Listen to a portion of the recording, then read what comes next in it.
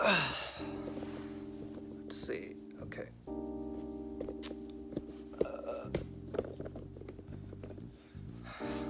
Hey guys.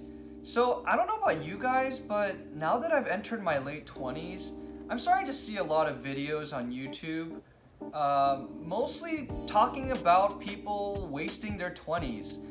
You'll see mostly a title that's something like, I wasted my 20s, or things I wish I learned in my 20s. And I thought about it. I watched these videos and I really thought to myself, did I waste my 20s? You know, and I really thought long and hard about this. I was like, do I regret that one time? No. And then, as I started watching these videos and they started to talk about what they wish they learned, or they wish they didn't do, or they regret not doing something or regret doing something, and I kind of thought of this one term called ex post facto. You know, a lot of these things that we've learned throughout our lives, for a lot of people, we're not able to learn certain lessons until after the fact. Meaning, you can only learn a lesson once you've experienced it yourself. The should've, would've, could've is not really a reality. You know, sure, in a perfect world, everybody wants to have the perfect information and know everything, but you know, that's just not the case. Everybody learns at a different pace. I think that's something that we need to understand, is that not everyone's the same, and everybody's path and their journeys to become who they want to be and be successful are totally different. And I guess because of that, I kind of want to put out this video and kind of prove to you that you did not waste your 20s. In fact, the fact that these people have posted these videos has showed them how far they've come along. Without their experiences and regrets and the mistakes that they've made in the past, they wouldn't be who they are today. So here's the thing, I wanted to share, you know, a few things that I've learned throughout my 20s so far. And this is not a I wasted my 20s. This is more like what I've learned, and hopefully from these lessons you can also apply some of the things I've learned. I want to use this platform to share knowledge and share information. I think that's the whole point of this community that I want to build. So let's start right with it. The internet is full of information. It's almost an information overload. And for a lot of people, yeah, they can hear a solution to their answer, or maybe there's a very, very good habit that they'll be able to learn, and if they learn it, then they will increase their efficiency and success in life by 20%. However, not everyone's able to apply these habits and methods because they're just not at that stage in their life to accept these methods. One of the first steps in order to apply knowledge is to first accept and be aware of that deficiency in your life. Because if there is no demand for it for yourself, if you're not convinced that you need to solve an issue, you're not going to solve it. That's just plain and simple. You're just not going to put the time and effort to create a new habit that is applied for your lifestyle. So here are 10 lessons that I've learned that you can apply today. The first lesson is, if you can live poor for as long as you can. Once you graduate college, you are at your lowest preferences. Meaning, you're not gonna have a lot of preferences for your living situation, your lifestyle. It's all back to square one. You're starting on your own, and you're figuring out what you like and what you don't like. As you grow older, your preferences become stronger, meaning you become a little bit inflexible in terms of like what you want to afford and what you want to incorporate in your life. For example, maybe you want a one-bedroom apartment for yourself instead of living with 3 other roommates. You know, that's very much, well, could be a preference as you grow older. But here's the thing. If you can live poor without compromising your health, your emotional and physical health, then do it for as long as you can, because you will be saving a significant amount of money. Here's another thing. This is specifically talking about recent graduates. If you love your first job, good for you. But I feel like majority of the people, you're not gonna like your first job.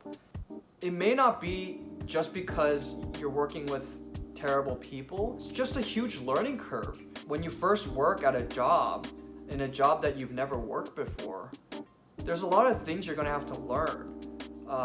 Best practices, office culture, different protocols. I mean, the list goes on and on. And so the huge learning curve is going to be stressful, and it could make you not like the job. Another thing is you're now an adult. You're an independent adult now. And so you're gonna be worrying about so many different things that you took for granted before. So for example, you're gonna have to worry about health insurance, medical bills, financial management, food management. Like, where are you gonna get food? Are you gonna make your own food? Are you gonna buy your own food? If you're gonna buy your own food, then do you have enough money to afford that every day to buy out all your meals? I mean, the list goes on. There's so many things that you have to be responsible for when you become an adult. All of these things is part of the process of being an adult, and it is stressful, and it can make you not like your job because of all of these reasons. However, my advice is you're not gonna love anything the first year. Regardless, even if it's a job, a city, or whatever, like, you're not gonna like it. I would say give it at least 2 years. At least 2 years for you to clearly figure out, okay, this is what I like and this is what I don't like. So 3, life can get extremely lonely.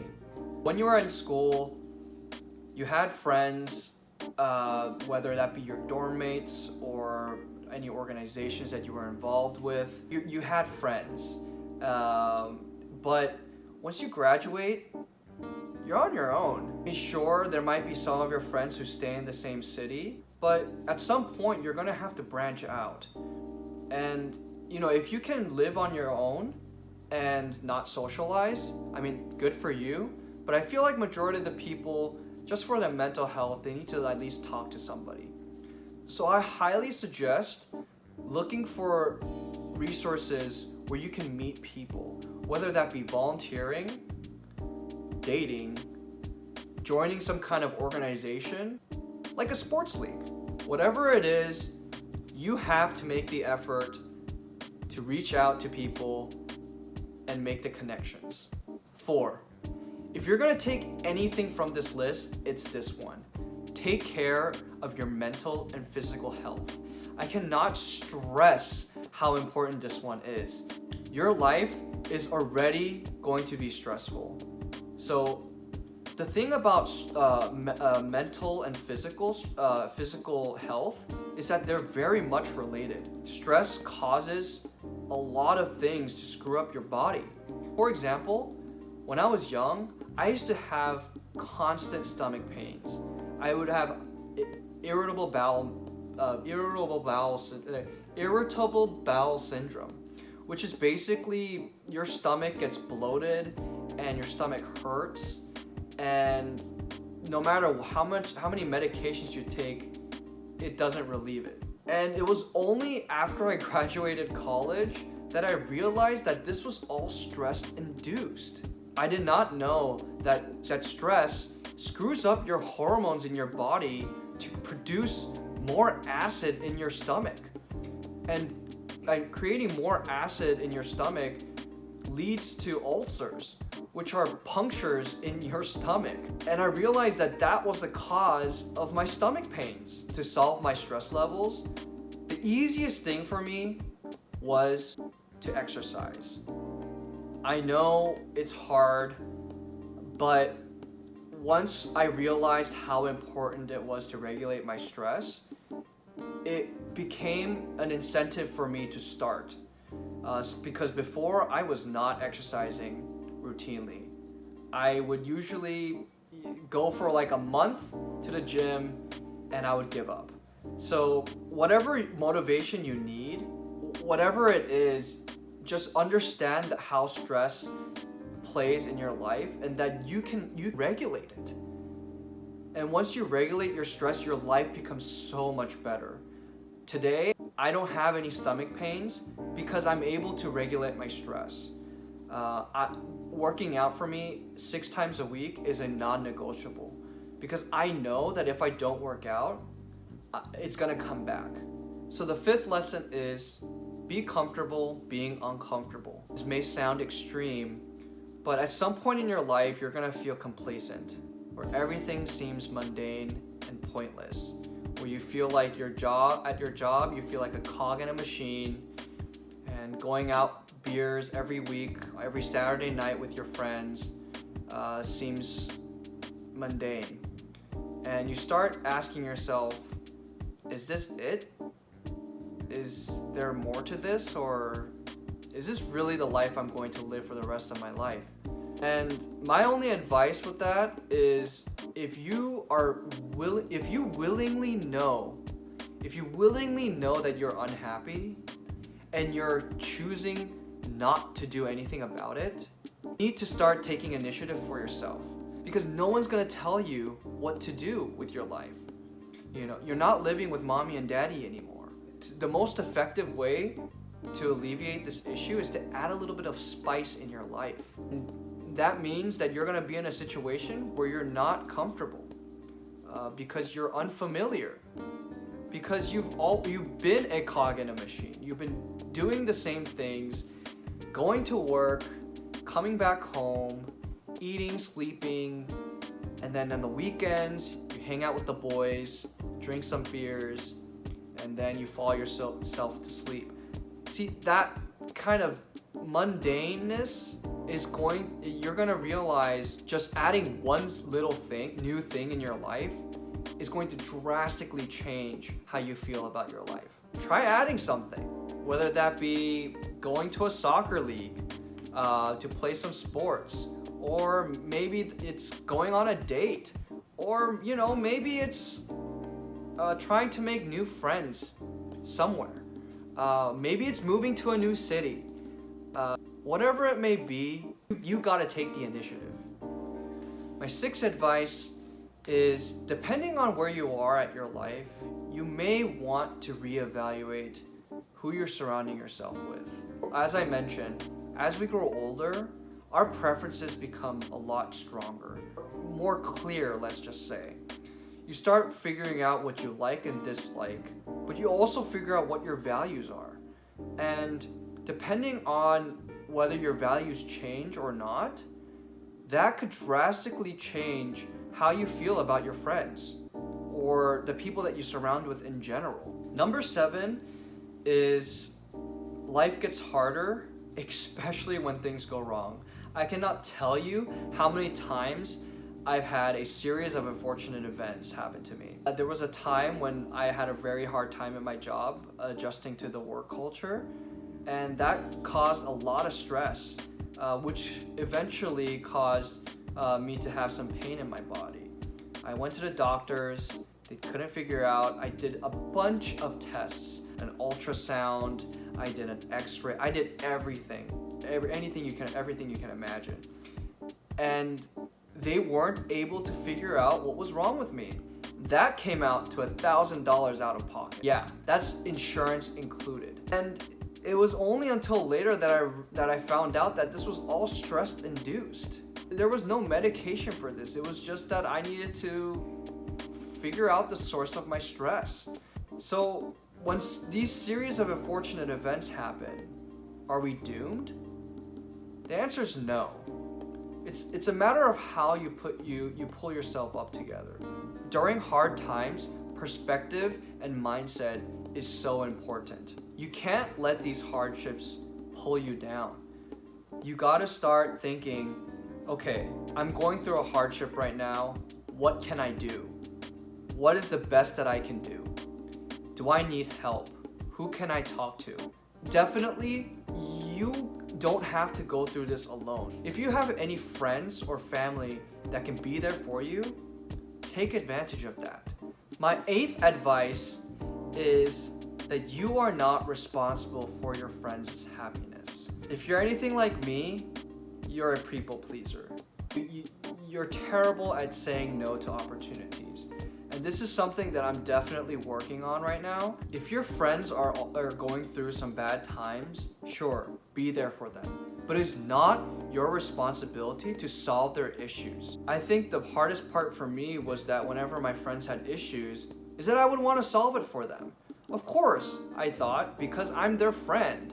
But the thing is that I have a life too, and I have my own problems that I'm dealing with, and that I cannot always be there for them. Sure, I'll help them in certain times, but I can't always be there for them. And I think this was more of like my side, that I thought I needed to take every opportunity to help them because I wanted to be a good friend. You have to realize that your time and your effort and your energy is very important. Take care of yourself. Number 9 advice closely ties in with the previous advice, which is basically learn how to say no. If, let's say you're trying to quit drinking and your friends ask you to come out to drink, even though it seems like you're gonna have a fun time because of your prior experiences, if you're trying to grow as a person and you decide to stop drinking, say no. You don't have to say yes to everything. People are going to ask you for advice. People are going to ask you to help them to do things. People are going to tell you to come out. And if it's not something that you want to do, then say no. Again, take care of yourself. So here's my last advice. Make sure your relationship with your family is good. I'm going to mention this again. As you grow older, your preferences are going to be stronger, meaning you're going to start having boundaries in your life.